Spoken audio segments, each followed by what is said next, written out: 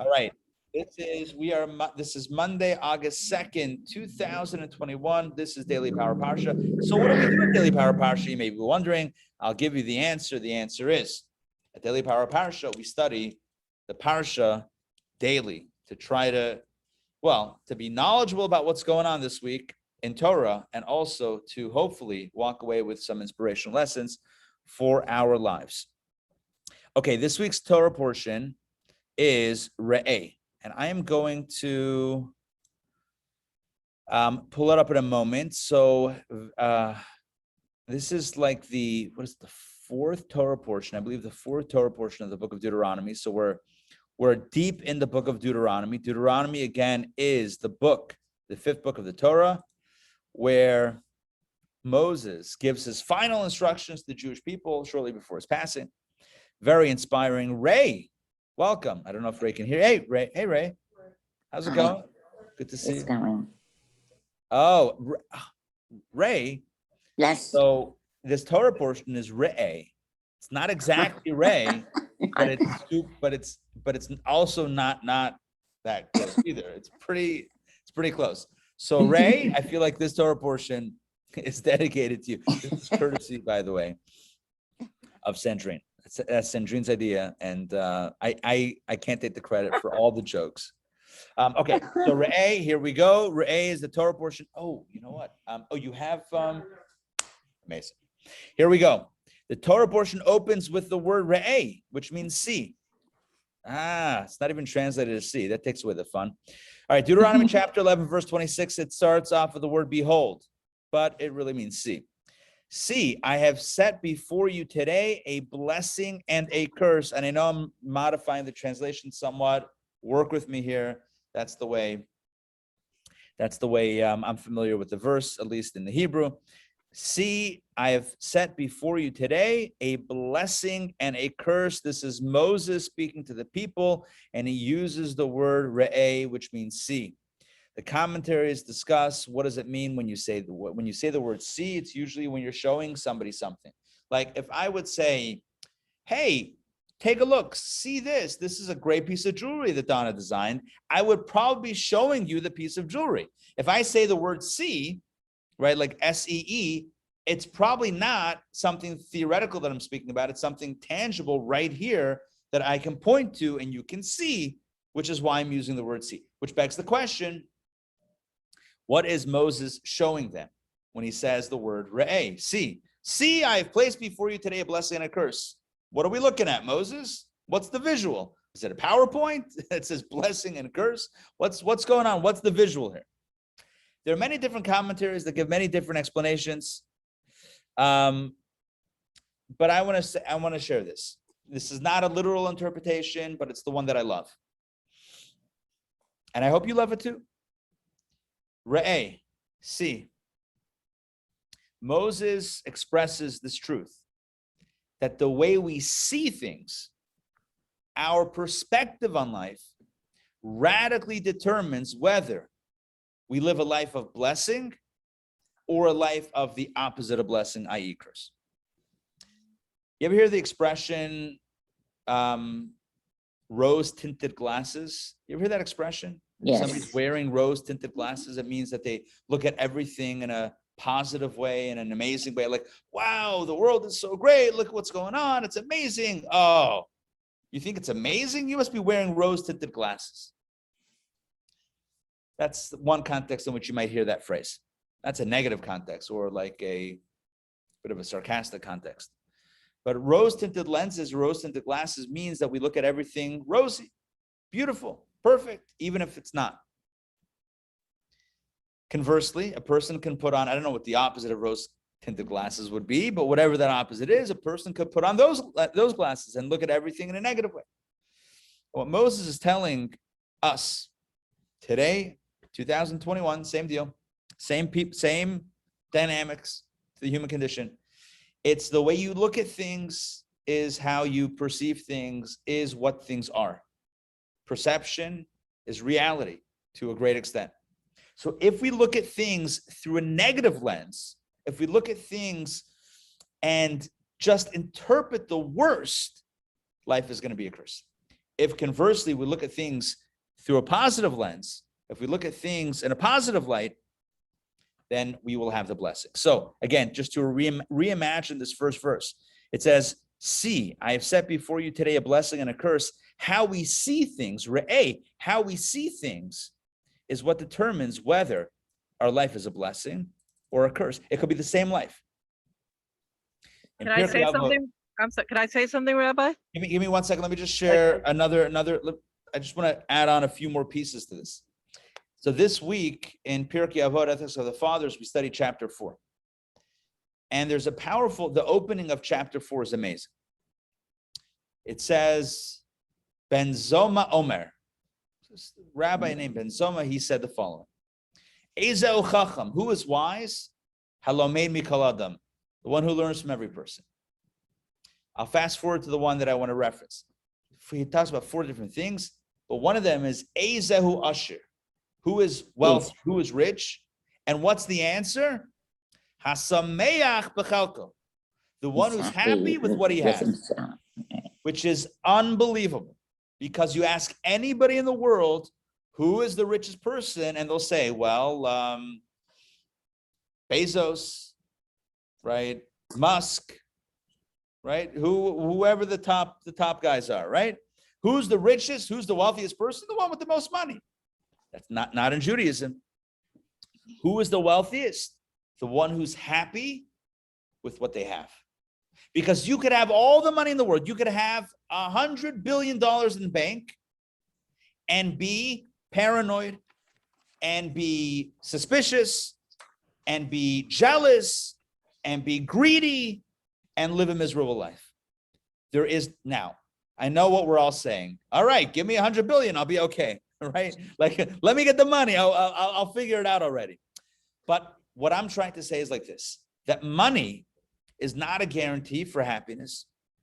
And in Judaism, the definition of wealth is not who has the most, but it's the one who's happiest with what they have. You could have someone who's a simple farmer in a village somewhere, and they could have a better quality of life than the millionaire living in Manhattan.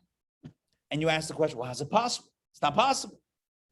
The millionaire is living a less quality of life than the poor farmer in a village? Yes. Because quality of life is a metric, at least the way I'm defining it right now. Maybe there are different definitions. Quality of life is essentially happiness. How happy are you with your life? And that is a personal choice. Is my life blessed or is it cursed? You know who determines that? My perception.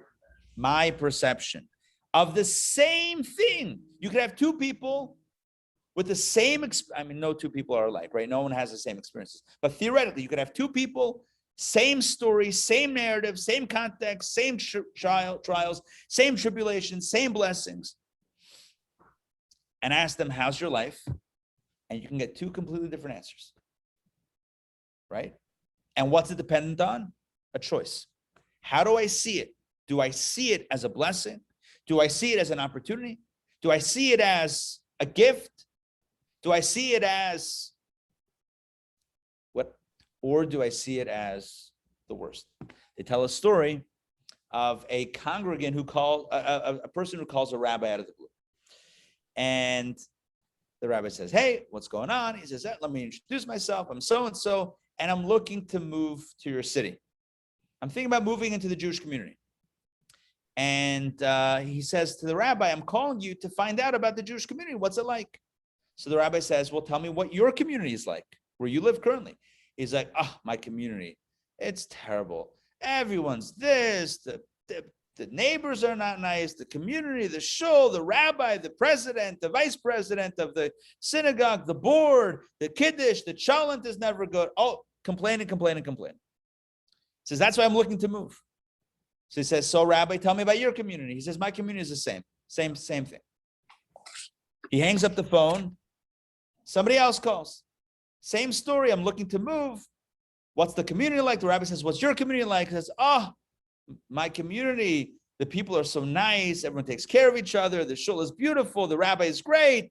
The president, the vice president, the board, the chalent, the kiddush, everything's wonderful. So how's your community, Rabbi? Rabbi says it's the same. Same over here. You know why? You know why that's the perfect answer? Because people don't change. If you find what to complain about in one place, you'll find what to complain about in the new place. That's the truth of life. Because the complaint is a choice. It's how do I look at it? Do I look at the worst? Do I look at what's wrong? Or do I appreciate what I have? I hope what I'm saying is making sense. It's a bit of a subtle, I don't think it's that subtle. I mean, I think the difficult thing of what I'm saying is that it really shifts the responsibility to ourselves. Yeah, right. Yeah, which is literally what I'm trying to say. So I don't know if it's difficult or not, but I personally believe it's a very powerful truth that how we are determines what we see, which determines the reality that we live in. Because what is reality if not our perception of that which is? Right? What is reality? Reality is not some objective thing. Reality is as observed by you and I. So how do I observe it? How do I interpret it? Is it good or is it not good? Who decides? I decide. Re'ei, anochi nosein lefnechem hayom bracha uklala. Moses says, see, I place before you today a blessing and a curse. I'm telling you, you have the choice whether your life is going to be blessed or cursed, and it's really dependent on how you see things. All right, Donna, jump in. If you can. Hold on, don't forget to unmute. My story changed a bit since so I was saying I'm at a MARTA station in North Springs, and I was looking for a place to sit, so that I can follow the class, and I found pretty much a pile of rocks. So I was going to say I felt like I'm sitting in a rock garden because you know how I like stones. But see that? So I mean that kind of goes with your message. But I had to get up because a wasp was coming around. A wasp, some kind of flying. I feel like you should have jumped in before when things were still a blessing. Right. But, Yes. oh well, what are you going to do? Okay, it came back to a blessing. I found a marble bench. Okay. There you go. You see that? You started off with rough stone and now it's polished. Right. There you go. Exactly. All right, let's continue with the second verse of the Torah portion, verse 27. Moses continues, what I told you was not a literal interpretation of the verse. It's more of a drush. It's more of like a homiletical or whatever it is. Hopefully inspiring message. But let's continue on a simple level. Moses is saying that we each choose in our lives a path of either blessing or curse. And what that means is our actions, again, the simple understanding is our actions determine whether we will be blessed or the opposite. And what does that mean specifically? Verse 27, the blessing that you will heed the commandments of the Lord your God, which I command you today. So basically, if we keep the commandments, then there will be blessing. And verse 28, and the curse, if you will not heed the commandments of the Lord your God, but turn away from the way I command you this day to follow other gods, which you did not know. Yeah.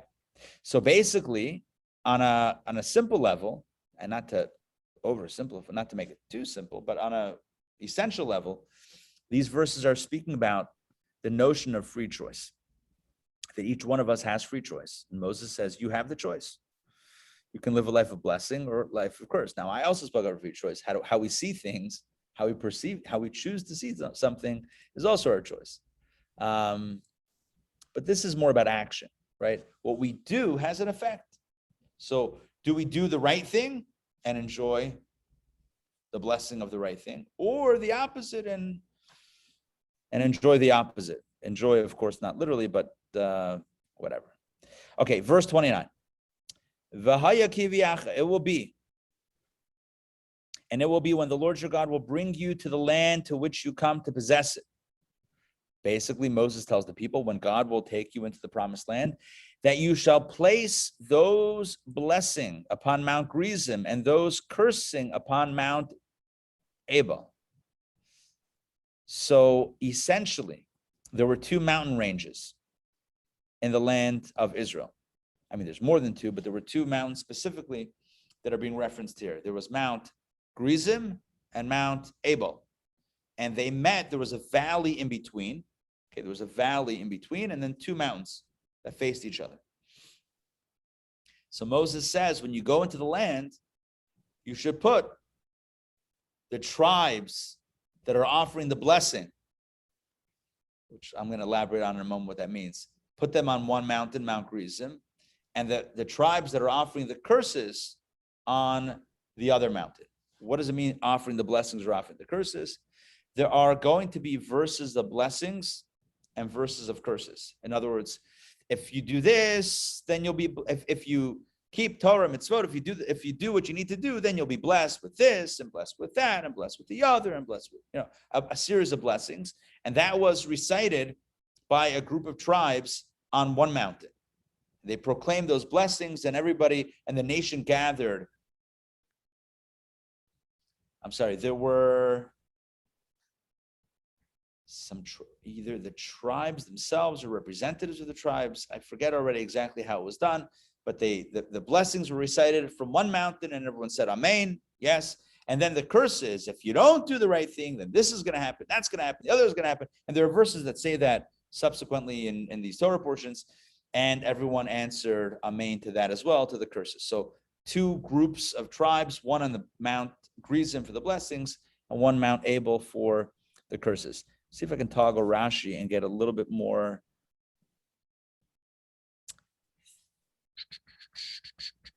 Here we go.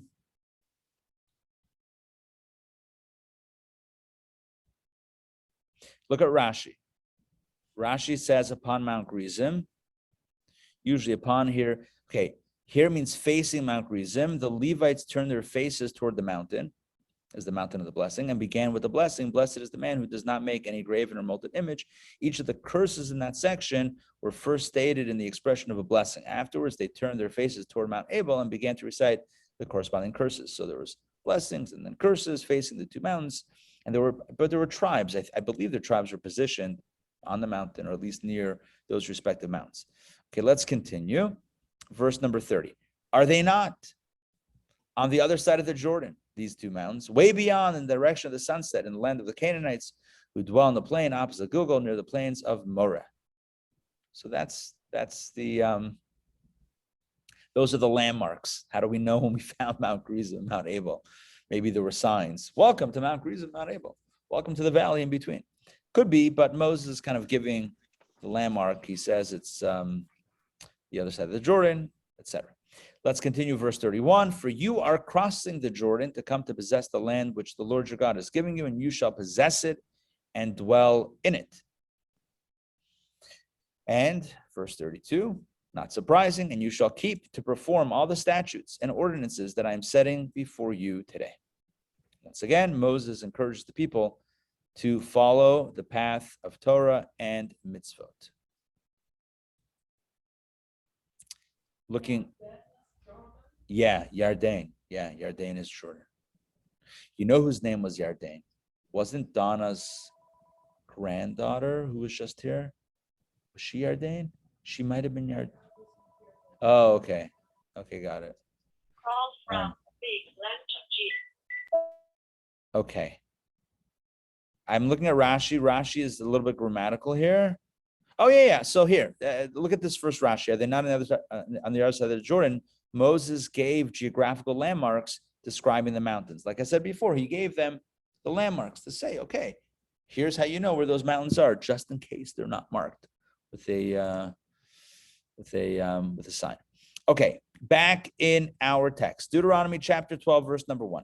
These are the statutes and ordinances that you shall keep to perform in the land which the Lord God of your fathers gives you to possess all the days that you live on the earth. Basically, these are the mitzvot that you should do in the land of Israel when you get there, and do them consistently so that you stay on the land.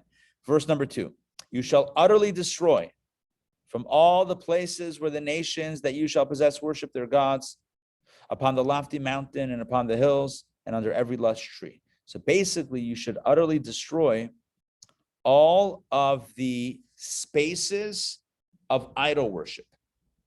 Okay? What you would call houses of worship. Any space where they worship their gods, whether it was upon the mountains or upon the hills or under the trees, whatever spaces they use for idol worship need to be gotten rid of. Verse number 3, and you shall tear down their altars, smash their monuments, burn their asherim with fire, cut down the graven images of their gods, and destroy their name from that place. Basically, they took the commandment was to remove, destroy, get rid of, eradicate, whatever you want to call it, any and all remnants, any traces of idolatry. Anything, any trace of idolatry was meant to be gone. And the reason that we've said multiple times is, number one, it's not appropriate to have idolatry in the land of Israel. And number two, it is going to be a thorn at your side if you're trying to coexist with idolatry going on in your face. And it's going to be tempting, and it's going to be seductive, because as we know, and I'm using that word intentionally, as we know, pre-Second Temple era, idol worship was actually was a seductive experience. It was something that people actually lusted after. And so this was something where you're keeping around a source of temptation, and it's just not a good idea. I don't know that anyone today sees a house of worship and is like, oh my gosh, I must go in there. I need to check it out. I need to bow down to their images. I don't think that we have that type of desire. But back in the day, they did have that desire. And so God says, sorry, this is Moses. Moses tells the people, tear it down, get rid of it, smash it, burn it, cut it down, destroy it, done. Next, verse number 4. You shall not do so to the Lord your God. What does that mean? You shall not do so to the Lord your God. Let's see. Rashi on that. Rashi says, Survey says, you shall not do so to the Lord your God. Rashi says, to burn sacrifices to God in any place that you choose. Right? When it comes to idolatry, the pagan nations that were worshiping their pagan gods, their idols, their witchcraft, black magic, all that stuff, they set up altars and houses of worship and everywhere. As we just read, on the mountains, on the hills, under the tree, they set up this god, this idol, that idol. Don't do the same for Hashem, for God. Rather, Rashi says, but rather at the place that he will choose, which, of course, is a reference to Jerusalem and the Holy Temple. There's only one, or back in their times, it was the Mishkan that was traveling with them. But there's only one place to bring sacrifices. There's only one place to commune with God on that level. Another explanation is, so that's the first explanation. Not doing so to the Lord your God means not burning sacrifices wherever you want. There's only one place to do it. Another explanation, Rashi says, is you shall tear down their altars and destroy their name, but do not do so to the Lord your God, which is an admonition addressed to one who would erase the name of God from any writing or remove a stone from the altar or from the courtyard. This is from Makot 22a. Now, let me explain this prohibition, because this is super practical for everyone here. And you'll see what I mean in a second. The Torah said, Moses just told them to destroy any remnant of idolatry, but don't do so to the Lord your God. So what's the second meaning of this? Second explanation Rashi says is, don't erase God's name. Don't destroy even a single stone from the altar, from the courtyard of the temple. Don't mess with the building, and don't desecrate God's name in written name. Okay, you ready for the practical application? Number 1, back in the day, Mishkan, Beis Hamikdash, the tabernacle or the temple, you could not destroy or deface. It's a prohibition. But moreover, today, you get a book, a Chumash, a Siddur, a book of Psalms, a Tanya, something that is a holy book with references to God, to Hashem. You cannot throw it out into the garbage. You cannot destroy God's name.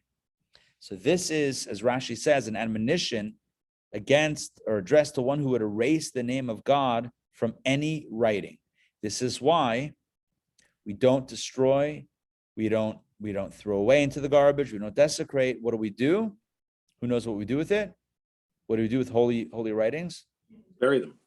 Put in the Geniza, exactly. And what is the Geniza? It's you bury it. You bury it. Now, so what do you do if you don't have a shovel? What you do is you bring it either to Chabad, we'll take it over to where it needs to go, or you can go straight to Ner HaMizrach in Toko on La Vista Road, right across from Bet Jacob. They have a yellow box that says Geniza on it, and you put it in there, and then eventually when it piles up enough, they take it and they bury all the holy writings with Hashem's name on it.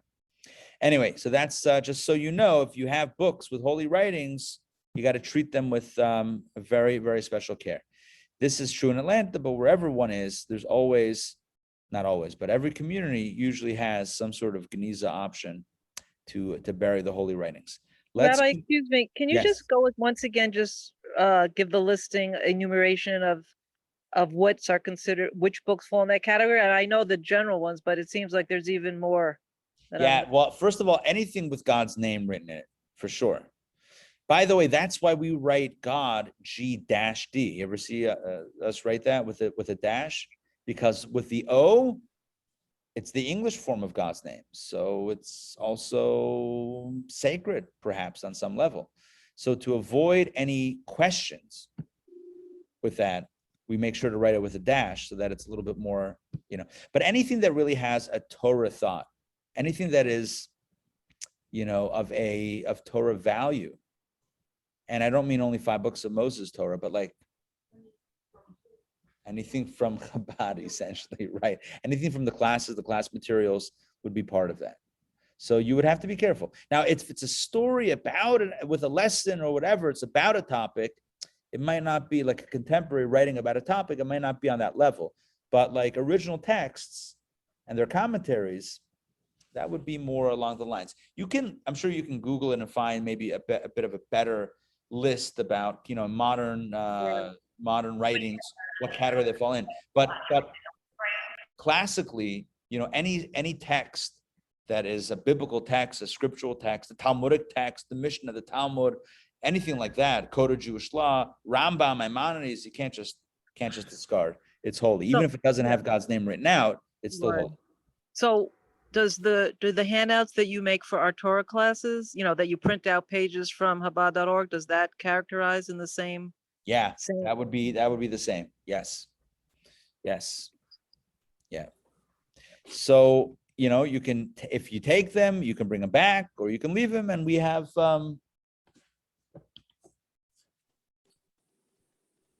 should we do it? Why not? We're all wireless here. We're all amongst friends. Bum, ba-dum, bum, ba-dum.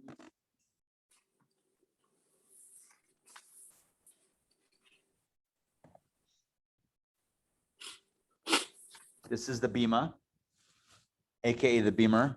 Joking. Underneath the bima is a box, and inside the box are papers from the classes. You see that?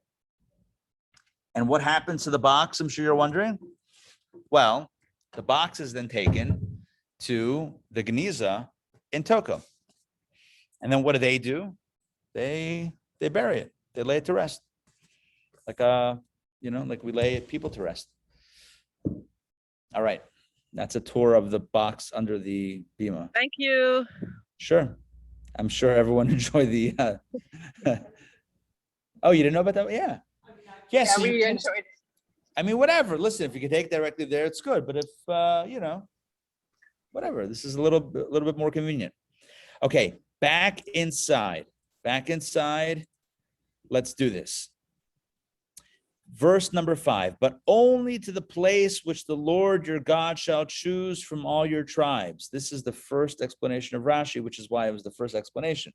But only to the place which the Lord your God shall choose from all your tribes to set his name there, you shall inquire after his dwelling and come there. In other words, you can only offer sacrifices to God in the place that he will choose, which is Jerusalem. That's a spoiler alert, right? That's where you shall inquire after his dwelling and come there, and you should visit the temple in that space. And there, verse 6, you shall bring your burnt offerings and your sacrifices and your tithes and the separation by your hand. That means like the donations and your vows and your donations and the firstborn of different types of donations and the firstborn of your cattle and of your sheep And there you shall eat before the Lord your God, and you shall rejoice in all your endeavors, you and your households, as the Lord your God has blessed you. I believe that is a reference to the Bikurim first fruits that were supposed to be eaten, or maybe it's the what does it say? Bikurim? Yeah. Right. Yeah. Okay, good. So, and that's verse 7, right? Okay. So verse 7 is a reference there. I thought so. Thank you for confirming. It's a reference to Bikurim, which is the first fruits that the farmer in Israel would bring to the temple and offer it to the Kohen, and then enjoy also some food over there as well. So that is, what's the point? The point is that all of these holy experiences, the sacrifices, the donations to the temple, the first fruits, the Kohen gifts, all that stuff happens in one location, Jerusalem, the Temple Mount, the Holy Temple. It happens in a space. Unlike, again, the contrast is the pagan communities. They would have gods set up everywhere, and altars and all that stuff, and it was a free for all. But this is one place for that worship to happen. You shall not do, and maybe you're thinking, well, don't we have synagogues everywhere? Yes, we have synagogues, and even then you could have had synagogues. But a synagogue is not, there was only one place where you would bring an offering. You wouldn't bring an offering in a synagogue, in a backyard, in a community center. You would only do it in the one place, in the Holy Temple. Okay, you shall not do all the things that we do here this day.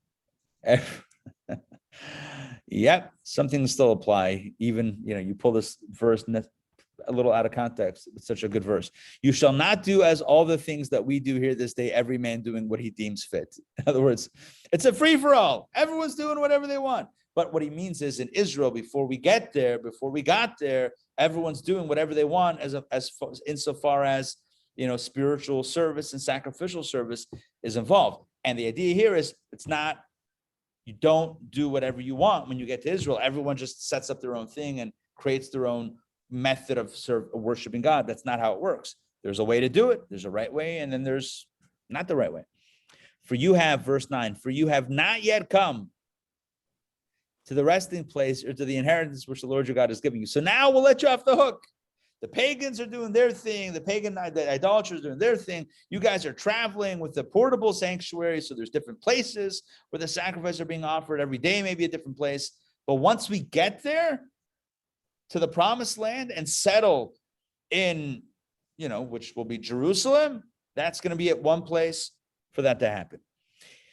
Verse 10, and you shall cross the Jordan and settle in the land the Lord your God is giving you as an inheritance. He will give you rest from all your enemies surrounding you, and you will dwell securely. That's a beautiful promise.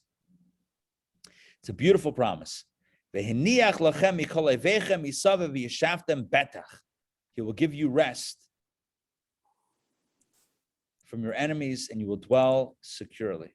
It's a beautiful. You know what dwell securely means? You could sleep well at night. You feel safe. That's what that means. That's what that means. I'm going to toggle Rashi quickly to see if there's something that we should mention. There's a lot of things we should mention, but let's see if there's anything specifically.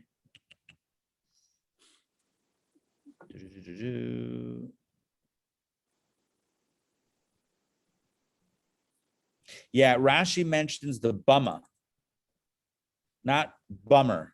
That's like, oh man, that's a bummer. No, this is a bama. What's a bama? Bama is a temporary altar. Okay, take a look at Rashi. This is an important Rashi. This refers, you shall not do all the things that we do here this day. So Rashi says, this refers back to what is stated above, for you are crossing the Jordan, meaning when you will cross the Jordan, you immediately are permitted to offer up sacrifices on a bama, a temporary altar, during the entire 14 years of conquering the nations and dividing the land among the tribes. But on a bama, you may not sacrifice all that you sacrifice here this day in the Mishkan, which is with you and has been anointed and is thus fit to sacrifice therein sin offerings and guilt offerings, vows and donations. Whereas on a bama, you may sacrifice only what is vowed or donated. Interesting. Okay, you see, this is why we study Rashi. So basically, he says there are certain offerings when they go, so now they had a portable sanctuary, the Mishkan. But the idea here is that when they enter Israel and the conquering and settling of the land begins, not everyone is there's not one central location necessarily. So there is a possibility for those 14 years that it would take to have a temporary altar set up, but you could only bring on that temporary altar, on that bama, sacrifices that are vowed or donated, but not sin offerings or guilt offerings or the holiday offerings, etc. And that is the meaning of every man doing what he deems fit, vows and donations that you donate because you deem fit to bring them, not because they are any obligation. So any obligation offering you could not bring, only voluntary offerings are able to be brought, but only those 14 years on the bamas or bamot, on those temporary altars. Rabbi, Yes. does the word bima come from bama? Yes. Oh, Thank okay. you. Thank you for mentioning that. Bima and bama, they both mean like an elevated platform. The bima is what I showed you before. That's that box that we read the Torah on. It's an elevated stand or whatever it is. And a bama is an elevated altar. Okay, good. Oh, look at this Rashi. We got to do this Rashi, this last Rashi. Look at this. Let's do two Rashis here. You shall cross the Jordan and settle on the land. Rashi says, Moses is telling the people, you will have apportioned it among yourselves, and every man will recognize his portion and the territory of his tribe. In other words, everyone's going to be satisfied and will be happy and will recognize this is my place, this is my land, this is my tribe. It's all going to be good. And then God will give you rest. Rashi says, after conquering and dividing the land, which took 14 years, and having obtained rest from the nations which the Lord left over through whom to test Israel. So it took 14 years to conquer and divide, and many other years to deal with the other nations that were still around. And when did they finally get rest? That was only in the days of David. Only in the days of David. They finally get rest from their enemies. That happened many, many years after they stepped foot in Israel. All right, let's jump into a little bit of reading number 2. Today's reading. It's an average size reading. We'll see how we'll have, let's say, another 5 minutes or so of study. We'll see how far we can get, and then tomorrow we'll just pick it up wherever we leave off. So this is Deuteronomy chapter 12 for the second reading, second day, which is for Monday for today. Verse 11. And it will be that the place the Lord your God will choose in which to establish his name, there you shall bring all that I am commanding you, your burnt offerings, your sacrifices, your tithes, and the separation by your hand, and the choice of vows, which you will vow to the Lord. Basically, all of these things that you bring, offerings and gifts and whatever, sacrifices and offerings, they all are to be brought in the place that God will choose, which we know to be Jerusalem. And you shall rejoice, usmachtem, simcha, you shall rejoice. Mark, did I welcome you? Hey, Mark. Mark, are you frozen? No. Hey, maybe a little frozen. Okay. And you shall rejoice, usmachtem, before the Lord your God, you and your sons and your daughters and your men servants and your maidservants and the Levite who is within your cities, for he has no portion or inheritance with you. Rejoice, meaning you have a temple, you have a Jerusalem, you have a capital, you have a holy place to offer sacrifices. It's a simcha, it's a party. Beware, the verse continues, Moses says, lest you offer up your burnt offerings any place you see. You can't just bring your burnt offerings anywhere you want, but only in the place the Lord will choose in one of your tribes. There you shall offer up your burnt offerings, and there you shall do all that I command you. And that, of course, is Jerusalem and the Holy Temple. However, in every desire of your soul, hold on, verse 15. This allows us to have a barbecue yesterday. However, right, you can only bring the sacrifices in Jerusalem and the temple. But what about just slaughtering an animal to eat it? That you could do anywhere. Okay, not just to clarify, not that we slaughtered an animal and ate it at Chabad yesterday, just to be very clear, but we took meat that was already prepared, as well as, plant-based product, and grilled it. However, in every desire of your soul, which means whatever you want to eat, kosher, obviously, you may slaughter and eat meat in all your cities according to the blessing of the Lord your God, which he gave you. The unclean and the clean you may eat thereof. That the unclean and the clean means the impure and the pure person may eat thereof. In other words, you can only eat kosher, the kosher animals. But and if you're impure, you can't eat anything that is of a sacrificial meat. But when it comes to just a barbecue, not just, there's no such thing as just a barbecue, but when it comes to, the barbecue, you don't have to, not in Georgia, right? It's serious. You don't have to be purified. It's not like you got to go to mikvah before you come to the IJ barbecue. Although, who knows? Nonetheless, the unclean and the clean may eat thereof as of the deer and as of the gazelle. However, when you're barbecuing in whichever town you want, you shall not eat the blood. You shall spill it on the ground like water.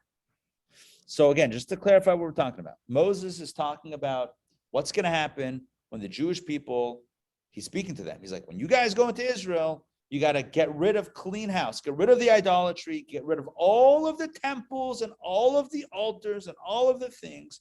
And you're only going to worship God in one place that he chooses, in one city, one place, one temple, one location.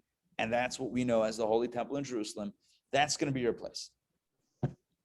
But if you want to eat meat, yeah, you can do that anywhere. You can slaughter animals otherwise, but not as a sacrifice. As dinner, yes, but not as a sacrifice. Sacrifice is one place, Jerusalem, with the guidelines of that. But meat, sure, as long as you don't eat the blood, you're good. Next, you may eat, verse 17, you may not eat within your cities the tithe of your grain, or of your wine, or of your oil, or the firstborn of your cattle, or of your sheep, or of any of your vows that you will vow, or your donations, or the separation by your hand. All of these things, the tithes, the various tithes, are not to be eaten within the cities, only within any city, only in Jerusalem. But you shall eat them before the Lord your God. In the place the Lord your God will choose you, your son, your daughter, your manservant, your maidservant, and the Levite who is in your cities. You shall rejoice before the Lord your God in all your endeavors. Basically, when you have the tithes that you're supposed to eat, this is called Meiser Sheni. Every few years, the farmers took their tithes, 10% of their produce, and brought it to Jerusalem to eat in the holy city of Jerusalem. To eat, to study while they're there, eat, experience the temple a little bit, whatever. But it wasn't a donation. It was just enjoying life, enjoying the fruits of the land. But it had to be in Jerusalem. All right, let's continue. Verse 19. Beware, lest you forsake the Levite all your days upon your land. Don't forsake the Levite.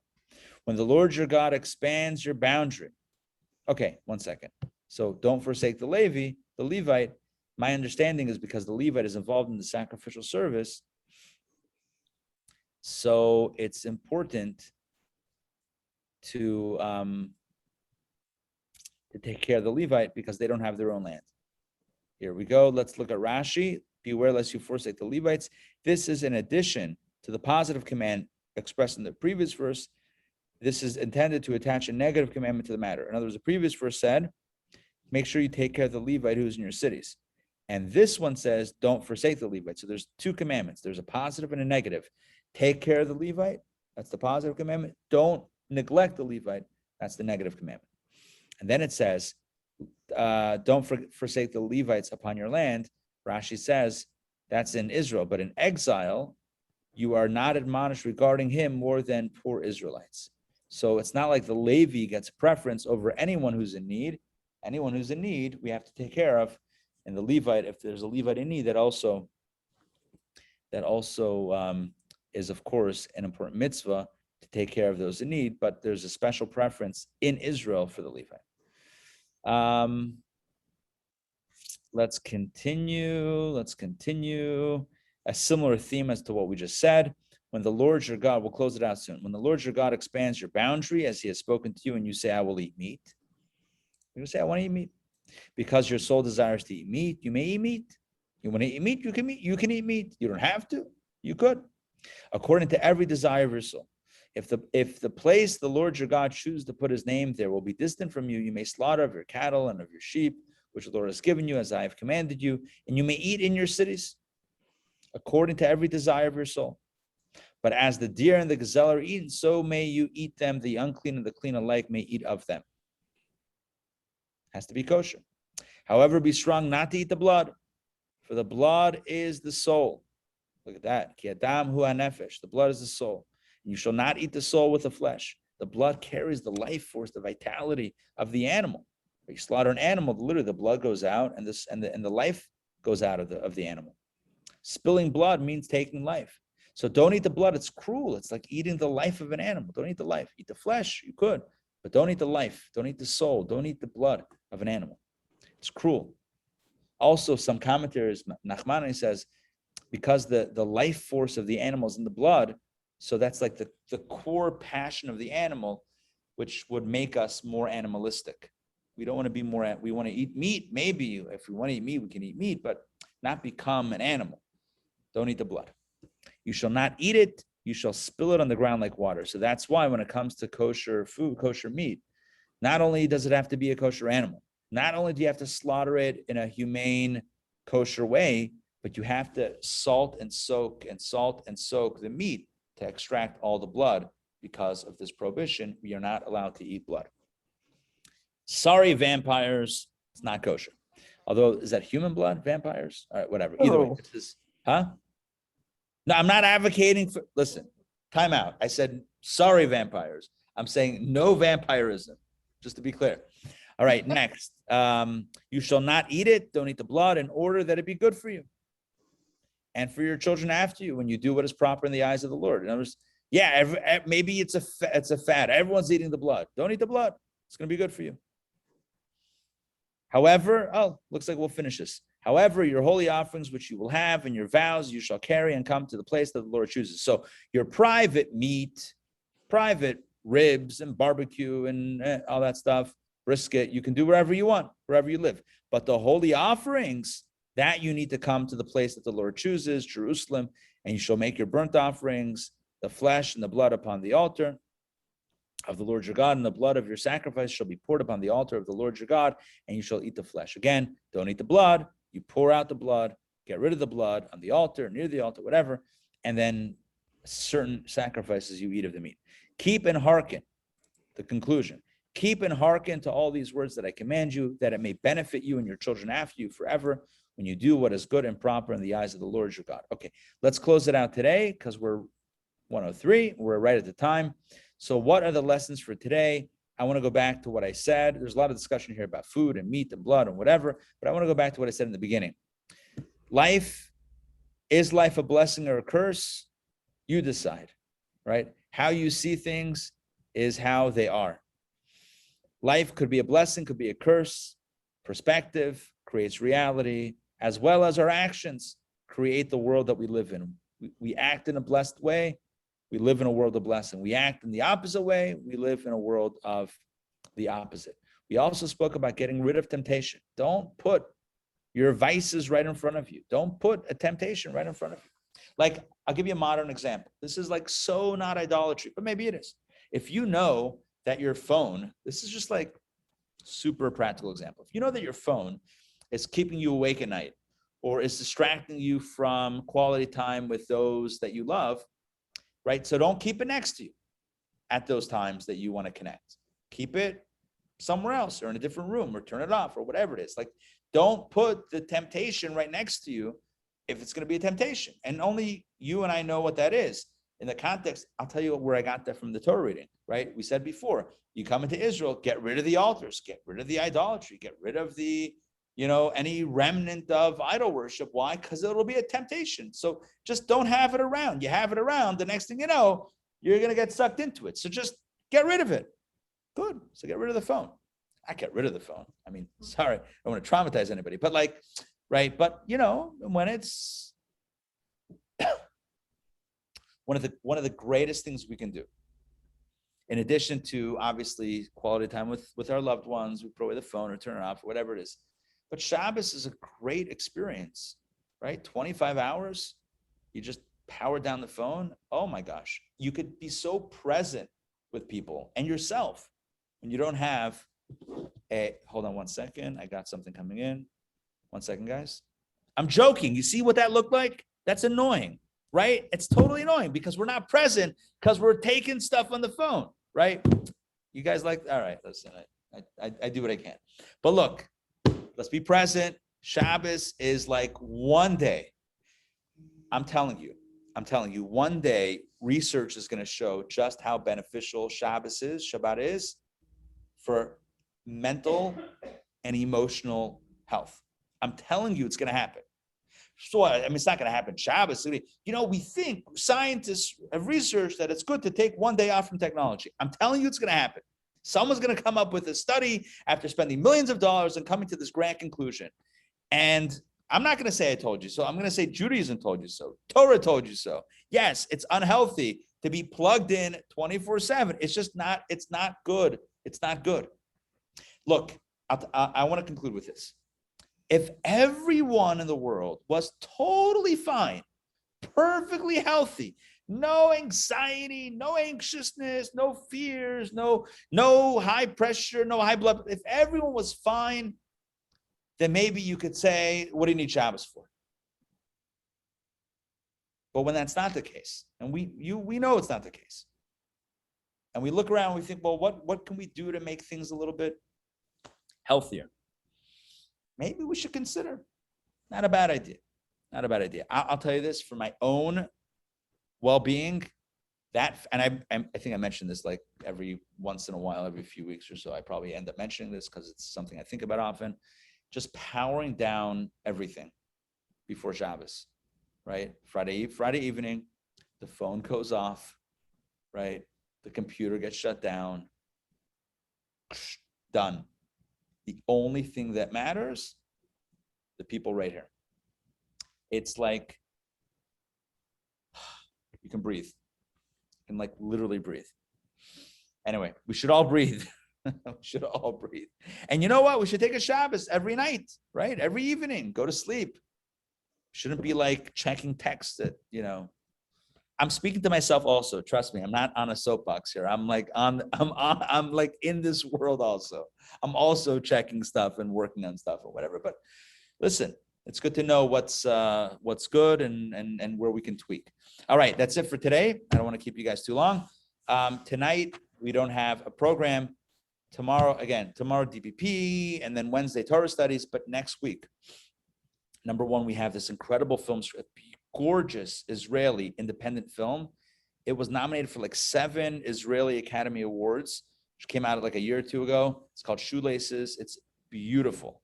It's a comedy drama. 8 p.m. this coming Sunday night, at Chabad in the back, right near the Beltline. We will be watching the film and serving a gourmet Chinese dinner. So join us for that. It's going to be a lot of fun. What else did I want to mention? Next Monday, a week from tonight, we have our Jewish Scribe Workshop. Get your scribe on, said no one ever. But join us for that. You'll get a quill and some ink and learn how to write Hebrew letters and learn how Torahs and mezuzot and tefillin are written. Plus, you'll have the opportunity to bring in your Judaica stuff, have it checked, and also purchase a mezuzah or two for your home if you wish. Anyway, that's going to be happening next Monday night with an expert Jewish scribe. I think that's it. All the news is fit to print. Yes, right. The retreat. Yes, the retreat is happening next week. Join us. jretreat.com. Trying to. Yes, Ray. I have a meeting now at 1. I know it's 1:09, but I have a It's meeting not now. going to happen, Rabbi. I'm giving up. Don't give up. Ray, if there's one thing, first of all, you have a week plus. Chabad time, that's a lifetime. So number one, you still have time. Number two, we're going to connect and we'll take care of it. Okay? Okay. Oh, Susan or and I are maybe you can do it over the phone. Oh, maybe that's not a bad idea. See, the Okay. phone's good for something. The phone is good. Well, yeah. That's true. All right, good. All right, we'll schmooze. We'll connect. We'll make sure that it happens. All right, I'm going to sign off. We'll see you guys. Take care, Joy, Olia, Ray, Donna, Mark, Sarah. Great to see you all. Thank Have a you. wonderful day. Thank you so much, Rabbi. Thank Pleasure. you. Pleasure. Take